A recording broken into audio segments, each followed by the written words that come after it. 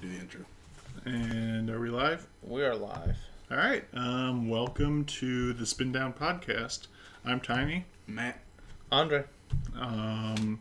Tonight we will be covering my second place finish in the Modern for Mox over the weekend. Matt will be covering how to spot fake magic cards. Andre won't be doing anything, and I'll be covering sideboarding. Someone has to be sex appeal. Fair. Okay. Andre, what are you doing here? Exactly. Exactly. Before all that and before we get to the news, I just want to remind everyone that we did start a Patreon page at patreon.com/spindownpodcast.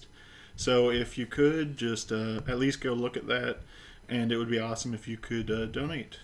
And get that sweet spin down swag. Coming soon, hopefully.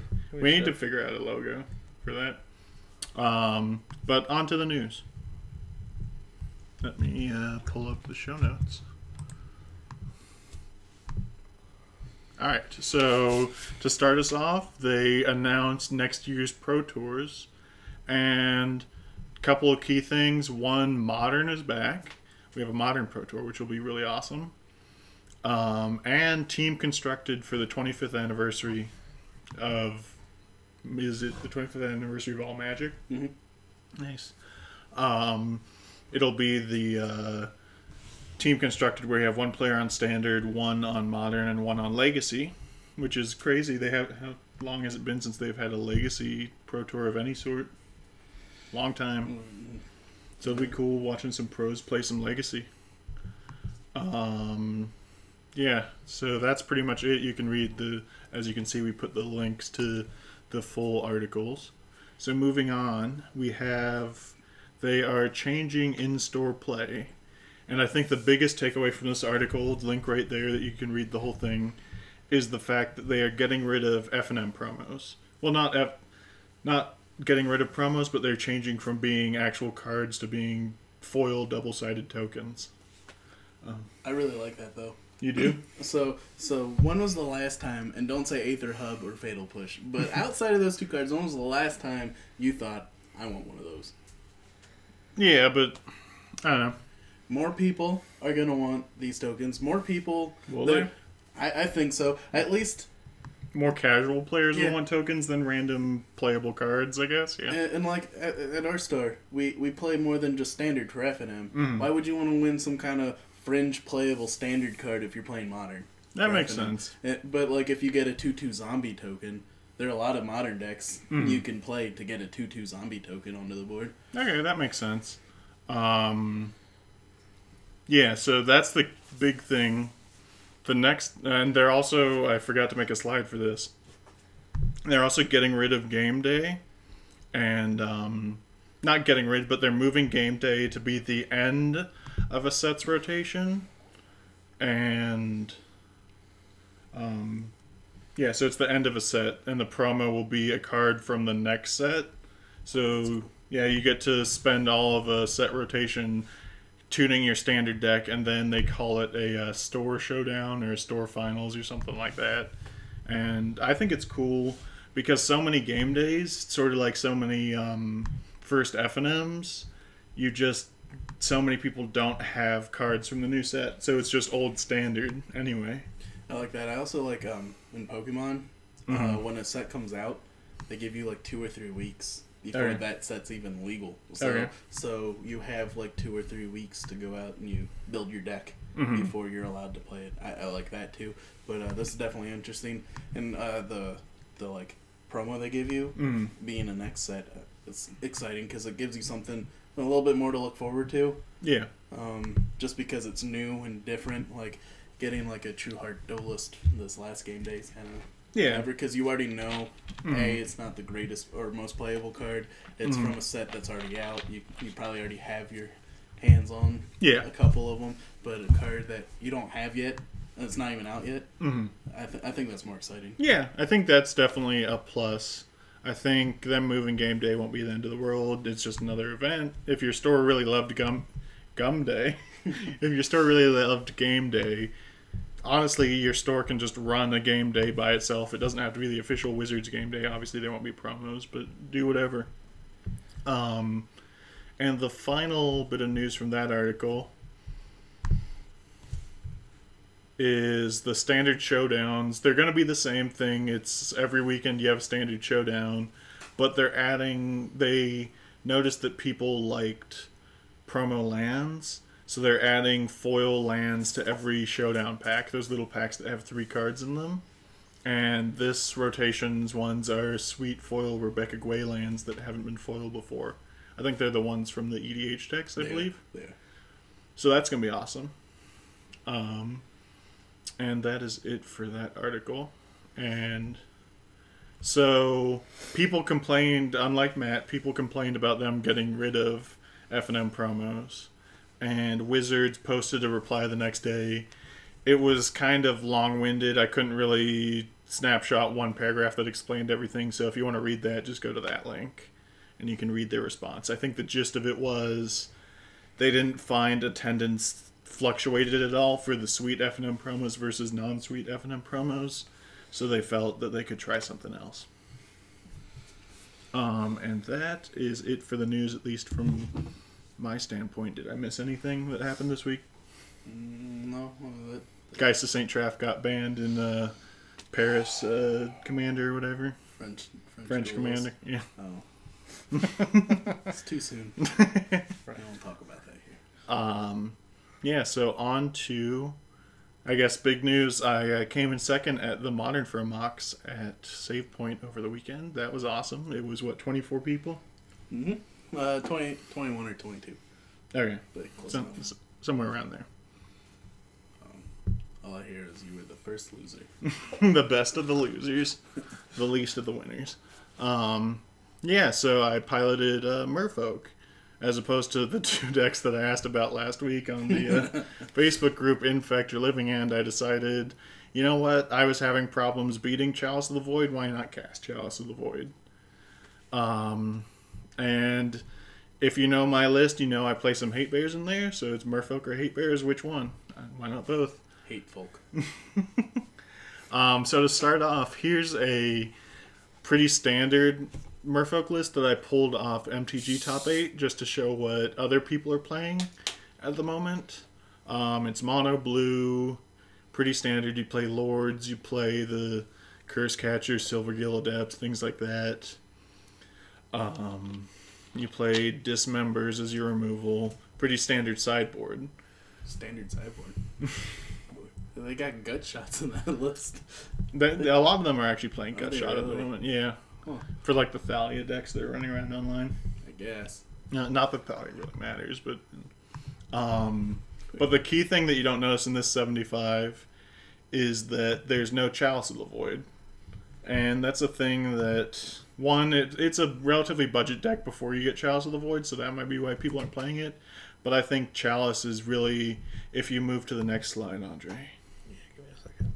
That's what set your list that I borrowed a year or two ago now. That's what set your list and this list apart. Mm-hmm. I know, I'm trying to get to fix the internet. That and the Apparently very choppy. playing with 8 Cs. Yeah, so the idea was Matt, I think if I remember his list correctly while we're waiting, you didn't play any Dismembers main. Correct. And it was 1 Vapor Snag. You played a Vapor Snag main, and you played Sea's Claim on top of Spreading Seas. Mm-hmm. And you had Chalices in the sideboard. Yep. And you also played Wanderwine Hub as more blue sources. That can't be choked. They couldn't be choked. Mm-hmm. So, and we piloted that deck to multiple top 8s. Yes. Yeah, because I know you finished in top 4 one event. Yeah, I came in top 8 the first time I ever used it, and I came in top 4 the second time. And you've top 8'd with it. Yeah, I'm pretty sure I took one event completely down and top 8'd another one. And I took this list and I noticed, hey, one, we're already playing Wanderwine Hub, and it's pretty free to add more blue-white lands. Yeah. Why can't we just play blue-white Merfolk and play cards like Meddling Mage And that's the only main deck white card if you move on to my list. That's the only main deck white card. Yeah, that's the only main deck white card is 2 Meddling Mages. And then the sideboard just gets I think it's a strict upgrade in Paths over Dismembers. Can remove any creature as opposed to most creatures. Ghostly Prisons are really good against aggro decks. You don't want to be paying 4 life to kill a creature. Yep. Beyond that, the sideboard's mostly the same. I kind of got lazy the day of and played 4 Hercules Recalls instead of really figuring out what I thought the last 2 slots in the sideboard should have been. Thinking back, I would have played, what's the second attacking creature or game? Blessed Alliance. I would have played Blessed Alliance in the sideboard. We also, at one point in time, played the enchantment that activated abilities. You have to pay 2 more. Oh, yeah. I like that one also. Yeah, that one, that's like a meta-dependent type card. Yeah, definitely. I'd probably play that in like an Affinity or Infect heavy matchup. And or Nahiri control is kind of disappearing too, so... Yep. And obviously I moved the Chalices to the main deck just because there were so many games where we were siding them in anyway, so why not have the main deck and we can side them out in bad matchups, and that was really good all day. I crushed Living End because of having the main deck.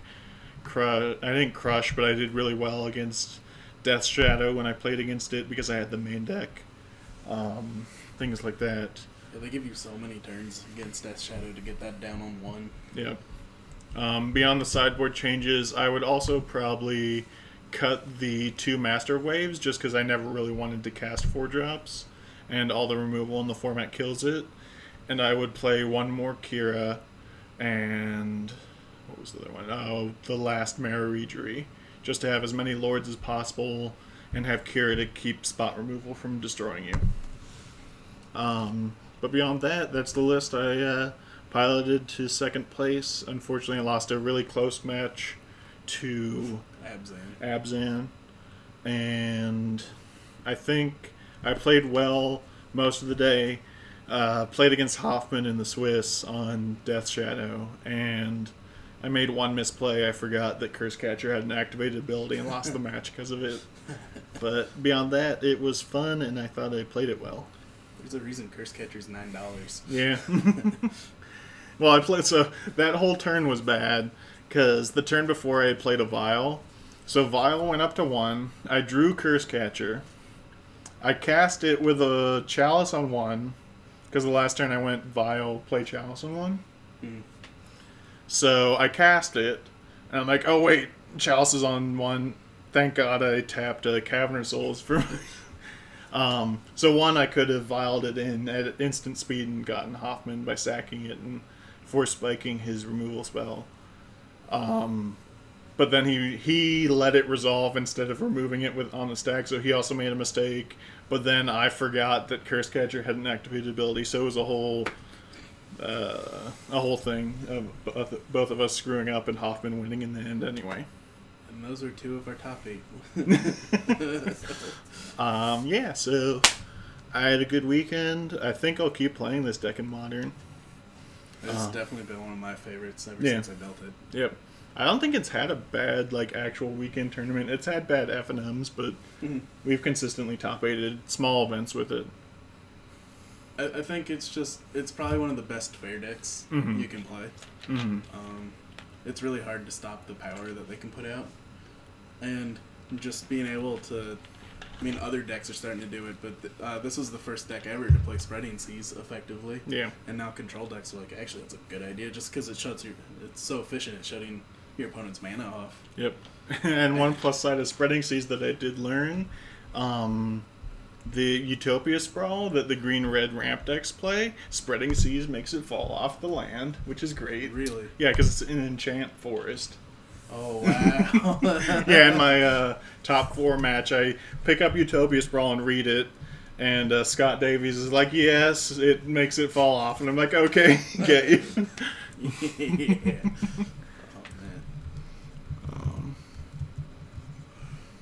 Ready? Our connection is... That's what he was saying, but everything looks like it's fine. Okay. So. Yeah, so that was my weekend. Now on to how to tell the difference between real and fake cards. And why do we need to know this, Matt?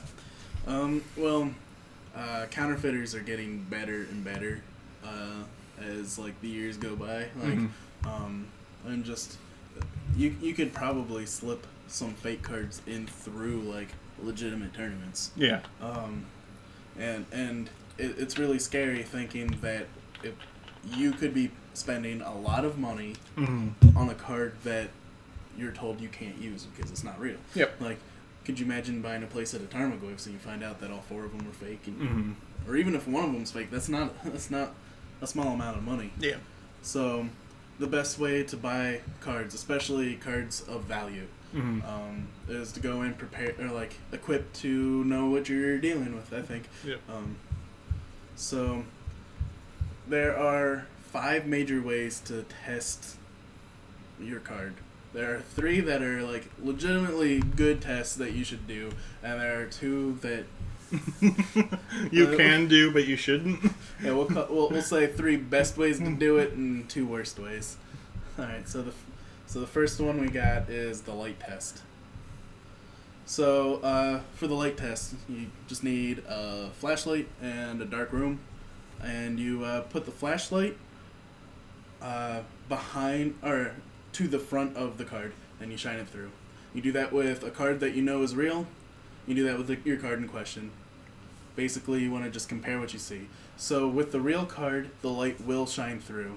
The fake card, you kind of have some dim spots, like we have here, the 2 images.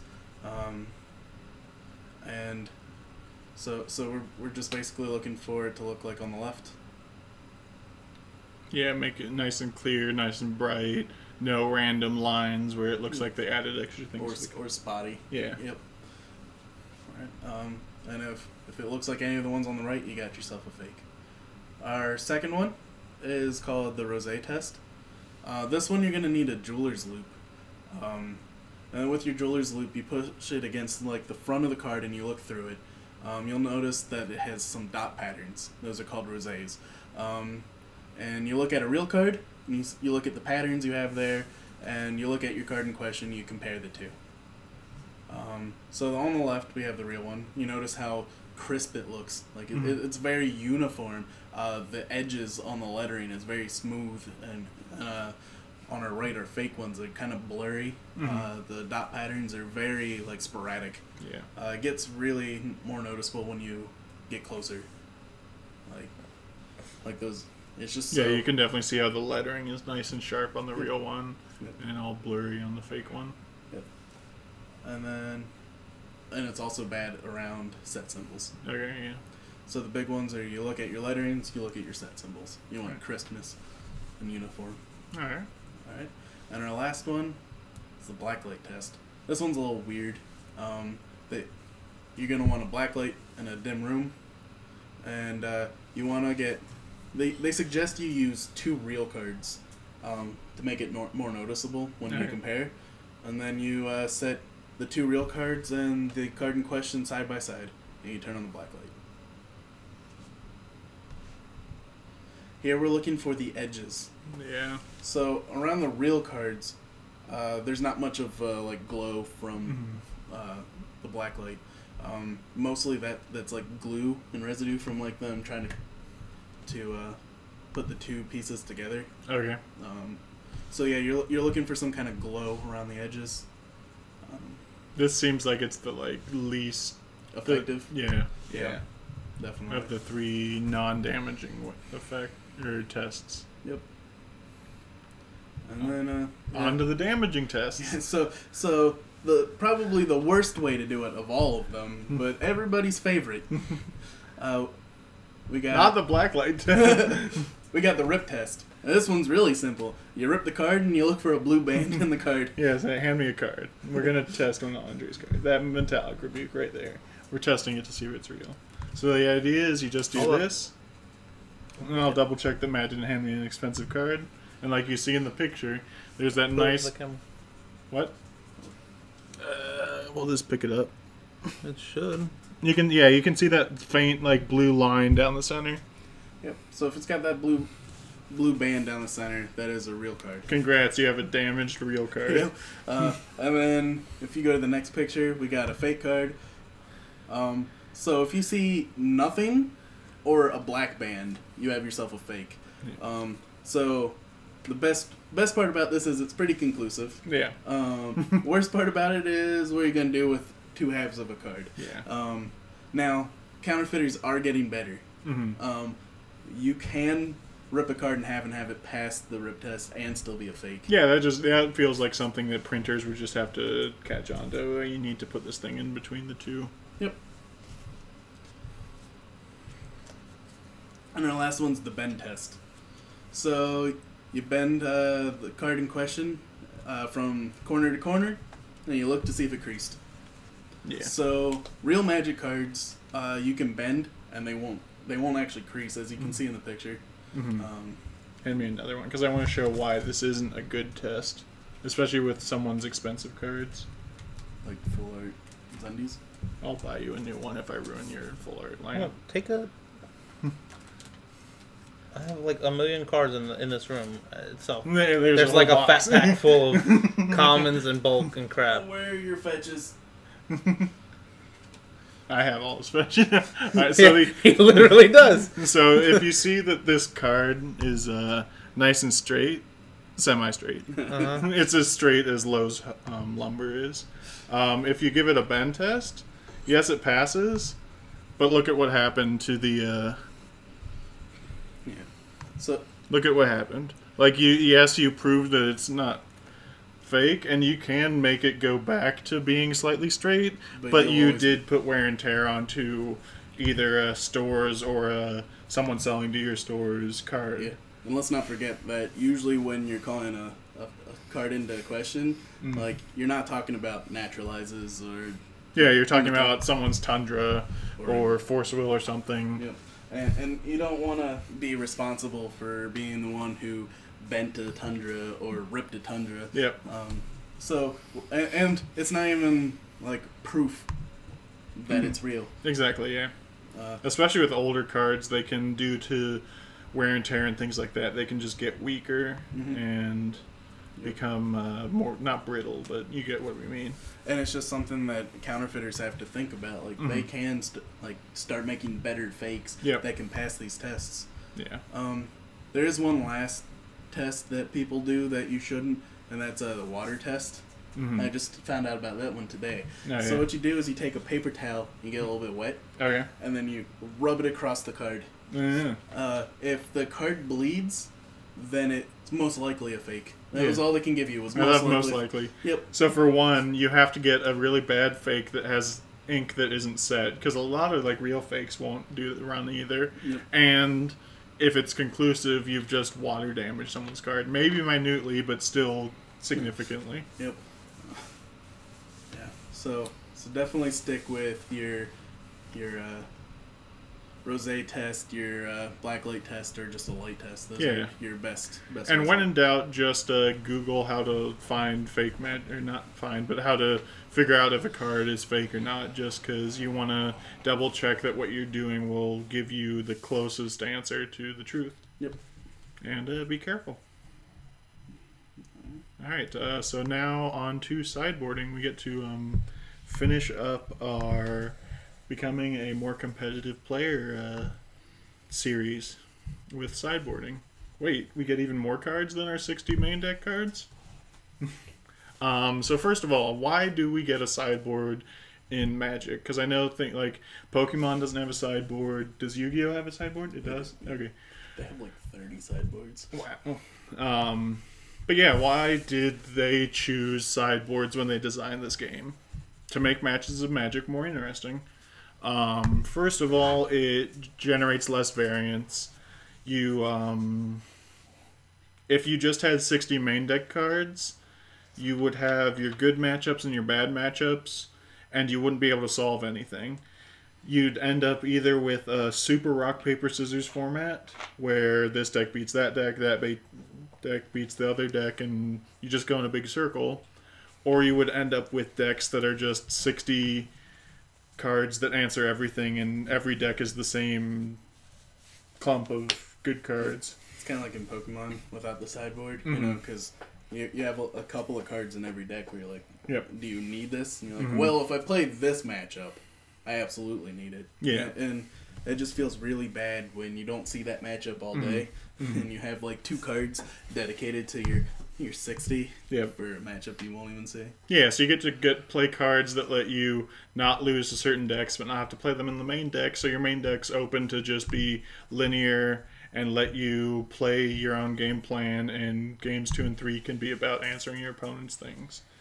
Moving on. So obvious cards that just immediately get slotted into sideboards. Naturalize effects. I think you see this in most sideboards of most formats. Sometimes Standard doesn't have things that you need to naturalize, but a lot of the time, like in Modern, you always need naturalize effects. Legacy and Vintage, you definitely need naturalize effects. So that's the first easy slot. Second one, Graveyard Hate. Standard, another one where sometimes you need Graveyard Hate, sometimes you don't. Modern, Legacy, Vintage formats where you definitely immediately think about what sideboard cards do I need to beat Reanimator, Dredge, Goryo's Vengeance. Goryo's Vengeance, Reanimator, whatever. Things like that, because the graveyard is a powerful resource that a lot of decks use, and there's a lot of cards that just hose that resource really easily. And then the third obvious one to me was, if you're a combo deck, cards that protect you from the control decks, from the decks that have counterspells, things like that. Things like bringing in Pact of Negation for when you're comboing off, Pact their counterspell. Things like Defense Grid, Xantid Swarm, Hope of Gearper. Hoffman's going to register that in his 75 in Legacy. Oh, God. What's he playing? Storm. Storm? Yeah, they cut green, so they don't play Xantid Swarm anymore. Is there anything I'm missing for obvious sideboard choices? I guess like Mirror Breakers can be kind of an obvious one. Like, I guess that one leans more towards Standard than Modern and Legacy. Yeah, definitely. Just cards that aren't good in other matchups but crush the mirror. Alright, so next slide. So, standard sideboard plans. These are the things you should always be thinking about when building sideboards. Plans that you should always have. You should be able to transform your deck to answer different styles of decks. So, next slide. So if you look at something like Grixis Delver in Legacy, main deck, it plays cards like Force of Will, Daze, things like that, that are really good against the combo decks that are so prevalent in Legacy, but aren't great in the fair matchups, aren't great in the creature-based matchups like Death and Taxes. Especially Death and Taxes. Or even the Mirror, because like Force of Will is a 2-for-1 for your opponent, so you don't want to be going down card advantage. So obviously you don't need those cards for those matchups, so you play things in your sideboard like Baleful Strix, Kolaghan's Command, Pyroblast for the blue-based creature decks, Fire Covenant, Lavamancer, things like that. It just lets you side all these creature removal spells in and side out Force of Wills, and you just get to change your whole deck to become a creature killing deck instead of a powerful spell like Tutors and things like that countering deck. I do have to say Baleful Strix is my favorite creature removal. It says draw a card. It does say kill a creature though. Yeah, that's it real well. The next standard sideboard plan you should be thinking about is cards that are in both the main deck and the sideboard. So these are cards that are good in your main deck and you want them game 1, but you don't necessarily need tons of them game 1. You want to be able to fluctuate the numbers of them in between games for different matchups. So look at Infect. This is my Infect list. And cards like Spell Pierce. I have multiple in the main deck and I have an extra one in the sideboard because there's matchups like Control and things like that where I want all 4. And then there's matchups where they're still good, like even against like the junk decks, the junk Coco decks. They're still good, but they're not 4 of good. So I want to be able to switch that around and not be stuck with 4 of them in my main deck. And I also have cards like Distortion Strike, where I have one main deck for random outs to a bunch of blockers, and I have a second one in the sideboard for when I want to up that to 2 for against like Lingering Souls style decks. And next. And hate cards. This is the last super obvious sideboard choice. So you find cards that just completely destroy certain matchups, like cards like Blood Moon. Stony Silence. Rest in peace. Rest in peace. And the key things to remember about hate cards: when you're bringing them in, find the main deck cards that don't do anything in the matchup and take those out. It's easy in and out. Make sure you're playing the correct hate cards for any matchup. Things like people always think that Grafdigger's Cage will stop Living End. It won't. So maybe you need to play different hate cards for different matchups. And unless a matchup is so abysmal that you need like 5 or 6 sideboard cards, don't overload on hate cards if you don't need it. Use that room in your sideboard for better cards. Look at my Merfolk list. I definitely overloaded with Hurkyl's Recalls. Didn't really get punished for it, but I wasted 1 or 2 slots in the sideboard that could have been better. Mm-hmm. And next. And then finally, not so obvious sideboard choices. These are things that don't always occur, but they're worth thinking about. Things like ignoring a whole matchup if it's bad enough or a small enough part of the meta. If you listen to Hoffman's interview last week, he talked about how he just didn't have any dredge hate in his sideboard. And why was that? Well, A, he played Brain Freezes, which I guess you could call a hate card. Yeah. But B, like, it's just so abysmal. Mm-hmm. And so underplayed. Yeah, exactly. It's so abysmal that he would have had to use like 8 slots in his sideboard to make it winnable. So the big thing to remember in a tournament is you can top 8 with 1 loss. And if the metagame is going to have like maybe 1 to 5% of a deck, you're probably only going to face that once, if at all, in a day. Mm-hmm. So just chalk that up to being your 1 loss and make your sideboard more optimal for other matchups. And then the other not so obvious sideboard choice is transformational sideboard plans. My favorite sideboard plans. Unfortunately, I couldn't really find any lists online to show this plan, but the idea is you play 1 plan main deck, and then your whole 15-card sideboard, sometimes it's 12 cards and you have other things, is just bring 15 new cards in, take 15 out, and play a completely different game. The first modern deck I ever built, I never finished the sideboard for. It was the Jeskai mid-range deck that played Geist of St. Traff. Okay. My love of casting that card came from. But over time, just playing it without a sideboard, the deck kind of fell off a bit and got replaced with Nahiri control. But I broke one of the rules that we came up with not falling in love with your deck, and I just can't get rid of this deck. So I brewed a sideboard for it where it had 4 Nahiris and the 3 Emrakuls. So then, depending on my matchups, I could take out the Geists and some of my other cards and just play Nahiri control like everybody else. Makes sense, yeah. Yeah, so the idea is you take cards out that your opponents are bringing cards in to beat, and you just bring in completely different cards. And it makes sideboarding for your opponent almost impossible. Yeah. That's pretty much all I have about sideboarding. Wishboards? Wishboards, that's one I didn't think of. So this is primarily for Legacy and Vintage. They don't have wishboards in Commander, right? Or do they? They do. Okay. And the idea is you play wishes, which are like Burning Wish, Cunning Wish, Other Wishes, Glittering Wish, I think is the modern legal one. Andre, can you pull up a Belcher list? That's the first one that comes to mind for a wish deck. Or a wishboard. Yeah. And these cards originally say get a card from, like... outside the game. Outside the game. So, like, Burning Wish is 1 in a red. Get a sorcery. Get a sorcery from outside the game, exile Burning Wish. And originally it was any card. Then it turned into any card in exile, right? Or something like that. I don't know the... any card from outside the game, I think it is. It is what it says. Yeah. But pretty much now it's been errated to be go get a card that meets the criteria from your sideboard. And the idea is some of the slots in your sideboard will then will be cards that these wishes get. Yep. And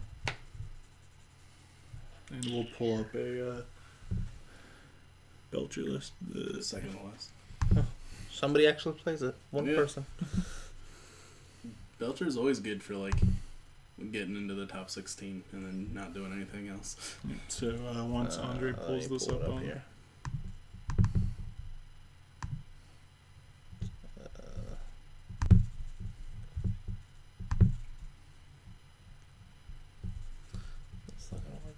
Do you have to just change Safari? Yeah. Andre, don't you do this for a living? No. Actually, I don't. There we go.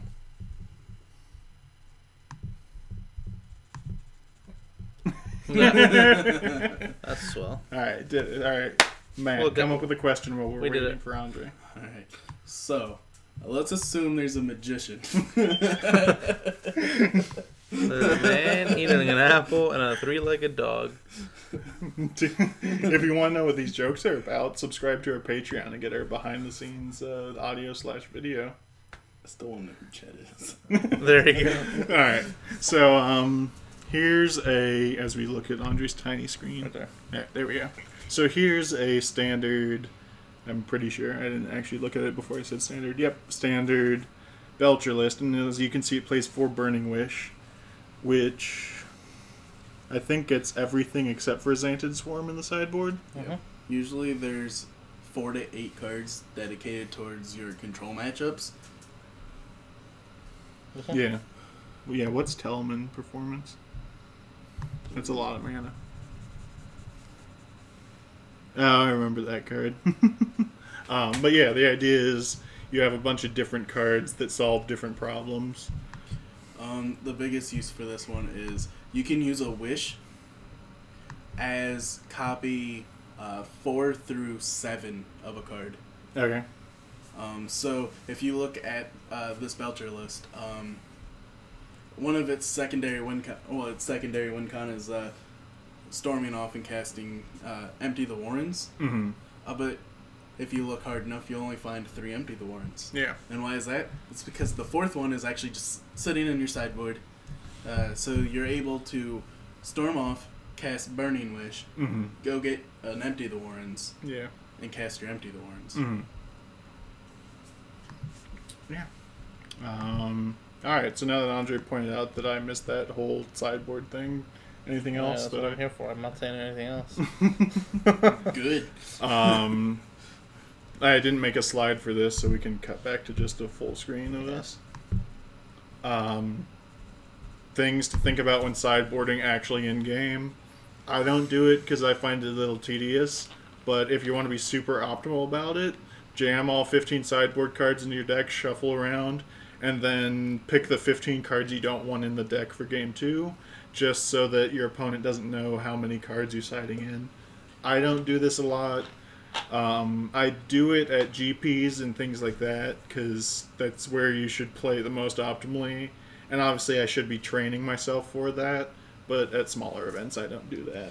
Well, also at smaller events, you usually have people still thinking about how they sideboard. Mm-hmm. Like when you go to like GP level competition and higher, people just automatically like, oh, you're playing this.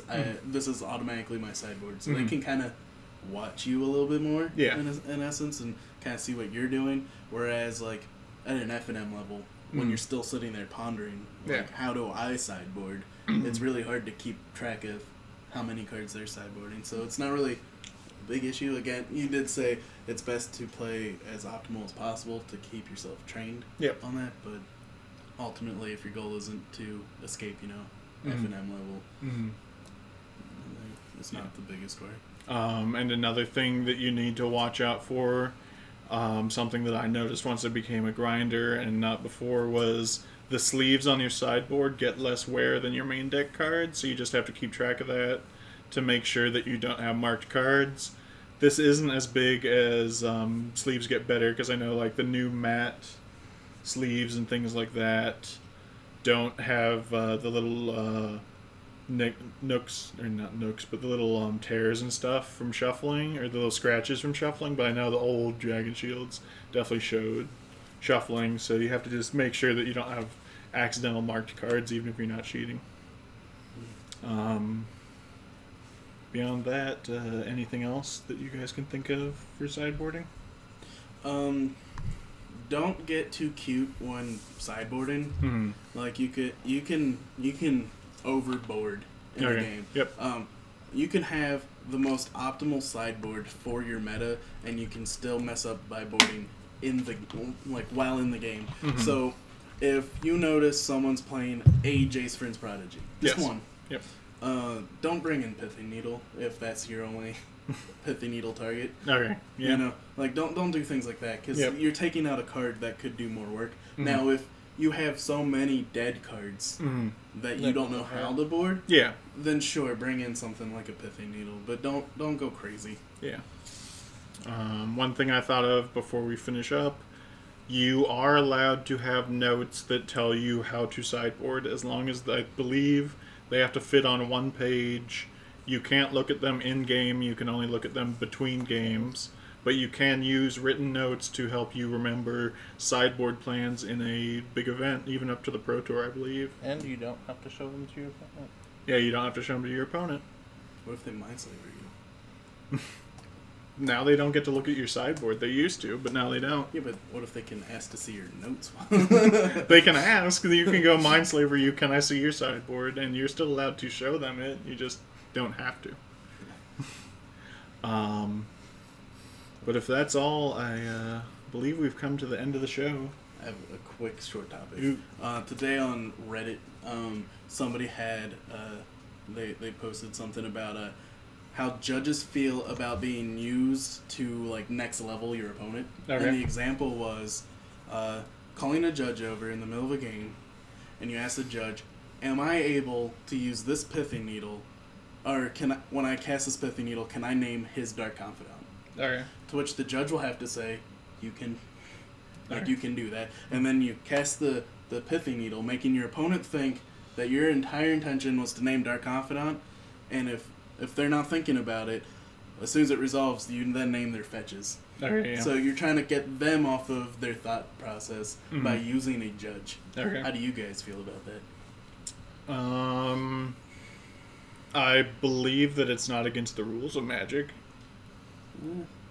It could, depending on the judge, he could call that unsportsman. Yeah, I guess. And you also have to figure you're wasting a judge's time over all of that.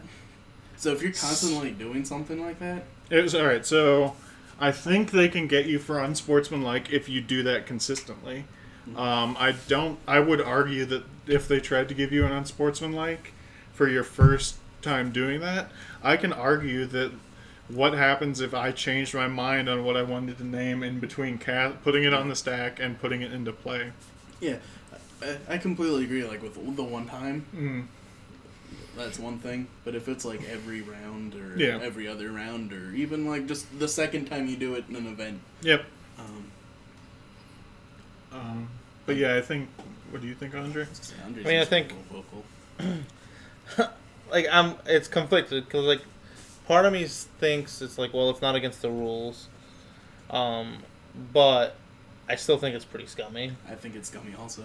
Like it's just not the way the game's meant to play. All right, so I do like the idea that it's angle shooting. So to transform this discussion, since we still do have some time before 9:30, which is when we normally end,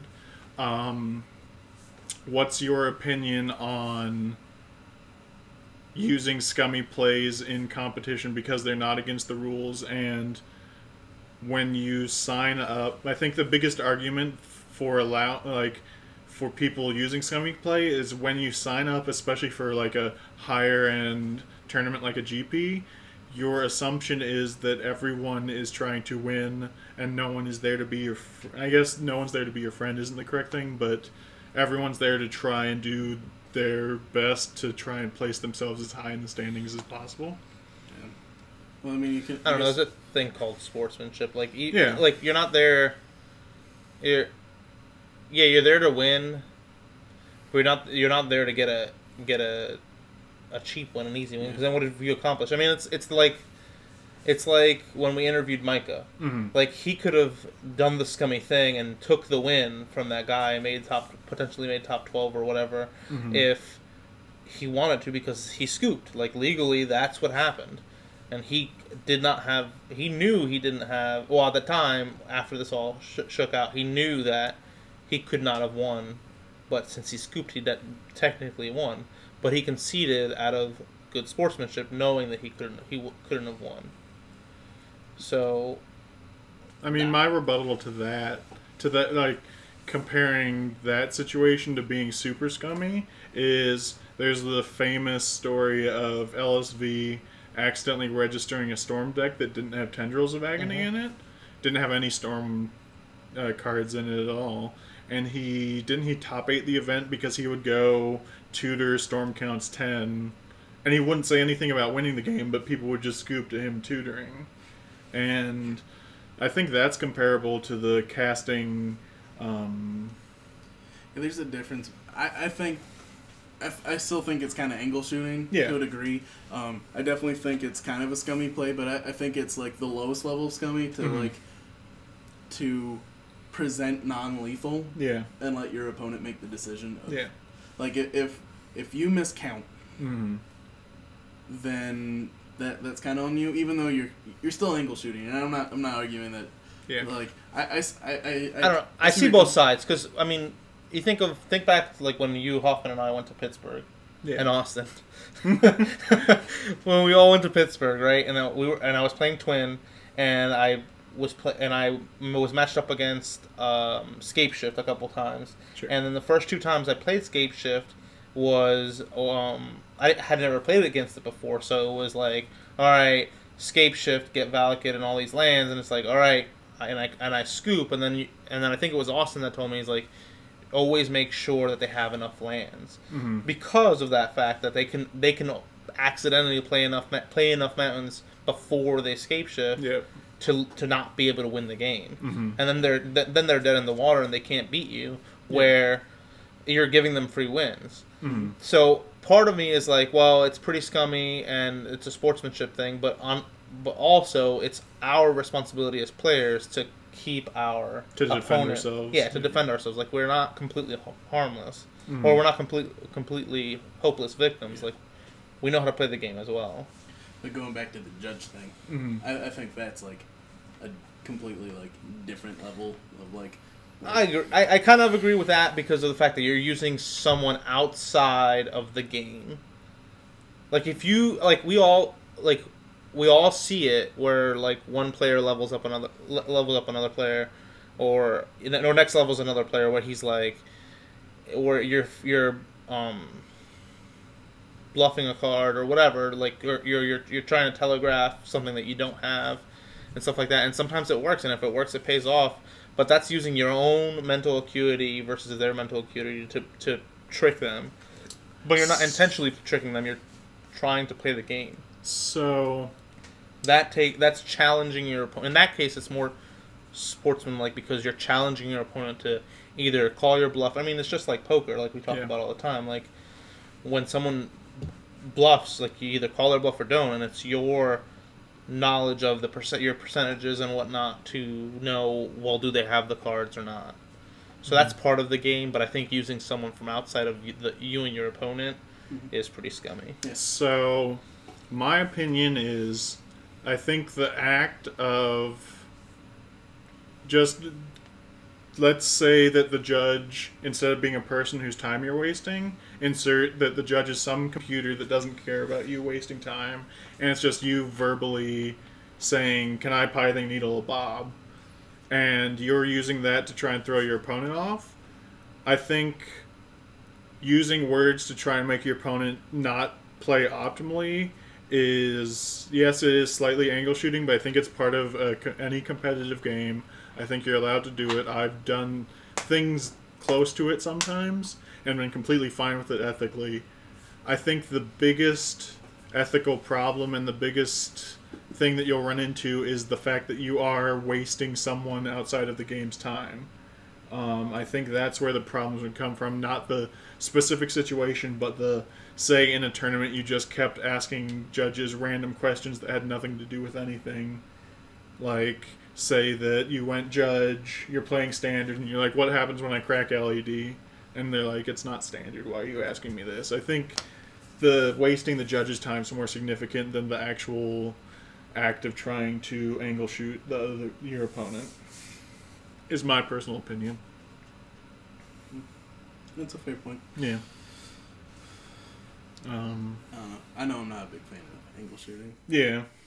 Like, there's a difference between bluffing and angle shooting for me. Like, keeping up red mana, make your opponent think you can bolt them. Yeah, exactly. There's, like, if you, going back to the poker thing, bluffing is a key part of poker. You're like, your raise, and if and you it's don't a key have part it, of Magic. Like, yeah, it's not. Yeah, whereas like an angle shoot in poker, I don't know if everyone watching knows poker that well, but say someone raises to $2, if in like real life poker, if you put out $3 in chips without saying anything, that's technically a raise.